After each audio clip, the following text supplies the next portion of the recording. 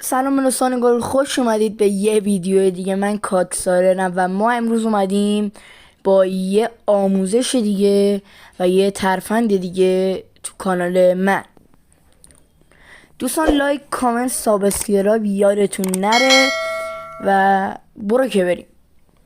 آقا من میخوام امروز بهت یاد بدم شما چطوری تو این رنگ هم ریست شده، چطوری یک روزه که واقعا کلیک بیته، چون یک روزه اصلا نمیشه. مثلا 5 روزه رنگ مولتی تو لجند بکنی. 5 روزه آقا برای برای لجند کردن مولتی به چه چیزایی نیاز داریم؟ بچه به گان باف، که باف یعنی این که یه گانی که تو بازی مثلا خیلی دمیجش بالا باشه، مثلا کنترلش بالا باشه و اینا. ما به گانهای باف احتیاج داریم و به اتچمنت های خوب و نایف های خوب و پرک های خوب برای که مثلا تو چه موقعیتی چه پرکی رو استفاده بکنید. خب آقا ما اول میریم سراغ بخش گانها و اتچمنت های ما توی 5 روز لجند کردن مولتی. اولین گار ونوار ترمایتی. بچه ها من خودم نوب نیستم، خب واقعیتش، ولی مثلا بعضی تو رنگ تیم دف مچ میاین ونوار ترمایتی میکشن که اون موقع شما خیلی فشاری میشید و فوش میدید به طرف و اینا. آقا ونوار ترمایتی شما هم باید بکشید، چون ببین واقعا میبازید با اون طرفی که ونوار ترمایتی برداشته. من خودم نوب نیستم و خیلی از ونوار بدم میاد، مخصوصا ترمایتیش. خب ولی خب مثلا تو رنگ یارو اومده ونوار ترمایتی برداشته، بعد مثلا گم زده تو مچ. خب حالا این اتچمنت ونوار که کنترلش خیلی خوبه و شما میتونید تو رنج هم بزنید. خیلی خوب بچه، با 2-3 تا تیر فکر کنم میندازه. این اتچمنت رو یه اسکرین بگیریم که بریم سراغ گان بعدی. بچه نایفش هم اینه، پرکش هم اینه.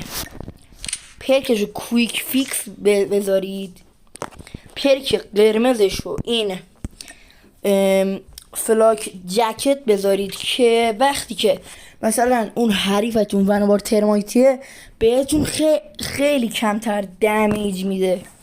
و این پرک قرمزی که توی ویلد کارت ها که توی اصلا ویدیوهای دیگه است که بهتون میگم چیان، این پرک گرد ردو بذارید. خب آقا بریم سراغ لودات بعدی که ایکسنفور هستش که بچه این خیلی خوبه. ایکسنفور واقعا من خودم میدونم تو بتل خیلی بده، ولی بچه تو مولتی خداست. اینو بهتون واقعا میگم، تو مولتی خیلی خداست. یه اسکرین شات بگیرید که بریم سراغ گان بعدی. خب گرفتید، بریم سراغ گان بعدی. خب پرکاشم که دیدید دیگه، حالا مهم نیست پرکاشو بهتون بگم. بچه گان بعدی HVK هستش که خیلی گانه خوبیه و هم تو رنج میزنه هم کنترلش خیلی خوبه. آقا این اتچ برای مولتیه، یه اتچ هم برای دوئل هست که اینه. شما اینو بر میدارید، پرکو میدارید دیزیبل که خیلی برای مثلا دوئلای گان آزاد و شیپمنت و اینا خیلی به درد میخوره. خب خیلی به درد میخوره توی بگید دوئل شیپمنت و گان و اینا. حالا من بذارید خود اتچمنتشو بچینم. خب اینم پرکاش و این نایفش. خب آقا بریم سراغ گان بعد، گان تایپ 19. آقا این گان باف نیست خب، ولی خیلی خوب میزنه. ببین حاضرم رگ گردنمو بذارم شما متی که این گانو داشته باشید رنده میکنه. یعنی مثل کیلو سیزن پیشه، کیلو متی سیزن پیش دقیقا مثل اونه. یه اسکرین بگیرید و بریم. خب اینم یه اسکرین گرفتید، اینم پرکاشو نایفش. بریم گان بعد. بچه ها گان بعد با ویلد کارت اوورکیله که این پرک بهتون 2 تا گام میده که بچه ها این کلا این لو که کلا این لودات کیوکونه نو با تندرا برای کلا سرچ خوبه. اینا واسید من این کیوکینا یه اسکرین بگیرید. خب اینم از تندرا یه اسکرین بگیرید بچه ها. این پرکه این قابلیت اینو بهتون میده که سریعتر گان هاتون رو تغییر بدید که این خیلی خوبه. خب بریم سراغ لودات 5 که فنک هستش. بچه این فنک من باهاتون شرط میبندم شما این فنک رو تا مثلا لجندشی دایموندش میکنید واقعیت، چون این فنک خیلی به درد میخوره. هم تو رنج میزنه، هم تو هیپ فایر و مثلا حریف بغلته. اینم یه اسکرین بگیرید که بریم سراغ گان بعد.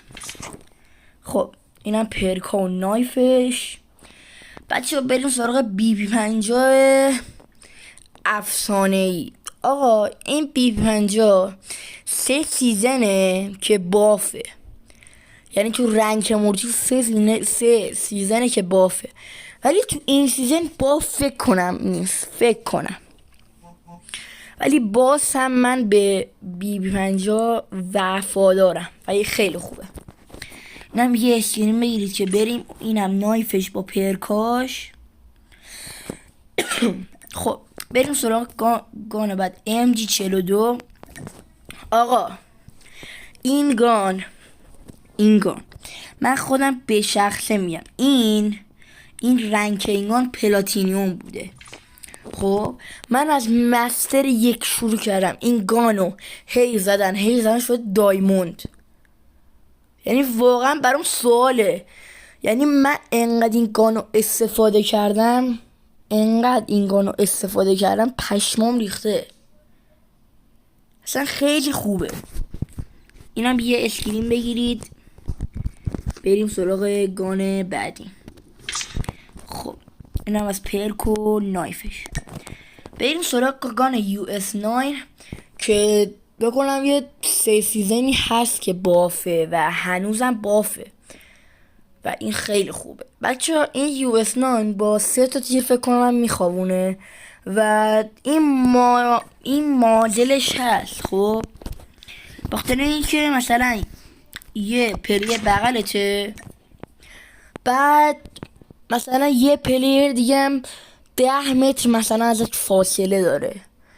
این به خاطر اینه که آقا شما مثلا با 3 تا تیر پلیر رو میزنی راحت تر و بی صدا تر یارو رو بزنی، مخصوصا تو موقع سرچ که بعضی ها مثلا پا مرغی میرن. تو اون موقعیت ها خیلی خوبه. اینم یه اسکرین بگیرید که بریم. اینم نایف و پرکش. بریم سراغ گان بعد دیارج. بچه دیارج رو من خودم به شخصه واقعیتشو بخوای تو رنگ یه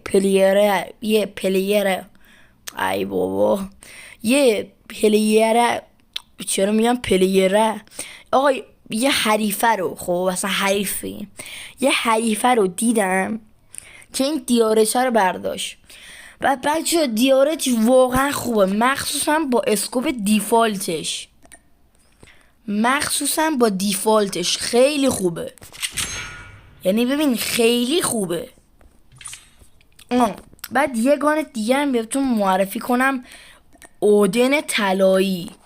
اودن بچه خیلی خوب میزنه واقعیت. این اودن خیلی خوب میزنه. نه این خیلی خوب میزنه بچه. این با 3 تا تیر 2 تا تیر ببخشید 2 تا تیر میخوابونه. یه تیرم هدشاته که 108 تا میخوره. اونم تو چی؟ تو مولتی پلیر. اینم یه اسکرین شات بگیر بریم سریع بریم. اون دیارچه رو فکر کنم یکم کم چیز کردم. بریم دیارچه هم یه اسکرین بگیر که بریم سراغ گان بعدی و آخرین گان هم نه یه 2 تا گان دیگه مونده. آقا اینم پرکون نایفش. خب گان دیل بچه این اتچمنت رو برای دیل بذارید. هم برای سرچ خوبه، هم برای تیم دفنچ خوبه، هم برای دامونیشن خوبه، هم برای کنترل خوبه این اتچمنت. و یه اتچمنت دیگه برای دوئل من براتون بچینم. این لیزرشو میزنی، اینم میذاری فست سویچ. این اتچمنت برای چیزه، برای دوئله. ولی خب من خودم به شخص اون اتچمنتی که رو خود مولتی هم هست رو میپسندم تو دوئل ها. اینم بگیرید که بریم یه گان دیگه بچه. لوکاس خیلی خوب میزنه بچه. لوکاس وان شات نیست خب، ولی خیلی خوب میزنه. اینم یه اتچمنت برای لوکاس ولی برای رنگ ها. این برای دوئله. فقط همین یه فست سویچ میزنه همین. این اتچمنت برای دوئله. اونم که برای چیز دیگه رنگ. خب آقا اینم از اتچمنت ها و پریک های ما. بریم سراغ مپ ها بچه. مپ ها خب دل بخواهی هن. ولی چند تا مپ هست که مثلا بالاشون جام داره. اگه دقت بکنید هر روز این جام ها میان. اگه دقت بکنید مثلا بعضی از مپ ها مثلا سرچ بالاش جام میاد. اونو بزنید بهتون مثلا به من تو مچ عادی سرچ 54 تا میده، ولی تو جامدارش 104 تا میده اینا. خب بچه بعد یه نکته ای که اصلا هیچ کدوم از یوتیوبرها نگفتن تو ویدیوشون اینه که شما وقتی که میخواین مپ رو انتخاب کنید این پایین هست اینا اینجا این پایین شما چند تا مپ انتخاب بکنید اینا ناکن مثلا شد مثبت 4 بهتون خیلی هم که نه در حد جامعه نیست. مثلا بهتون 20 تا بیشتر میده. مثلا آقا من میخوام فورتنایت بشه، فورتنایت که نیست، فورتلاینه، تیم دفنچ باشه، دامینیشن باشه، کنترل باشه، این تو هارد پوینت هم باشه. حالا مثلا اینو میزنم پلی میدم خیلی راحت.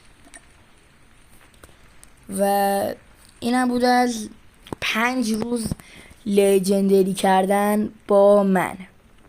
آقا مرسی این ویدیو رو دیدید و حمایت هم میکنید بچه. ویوها خیلی بالاست. مرسی ازتون که با منید و با من خواهی موند مرسی بچه. لایک کامنت ساب یادتون نره تا یه ویدیو دیگه. فعلا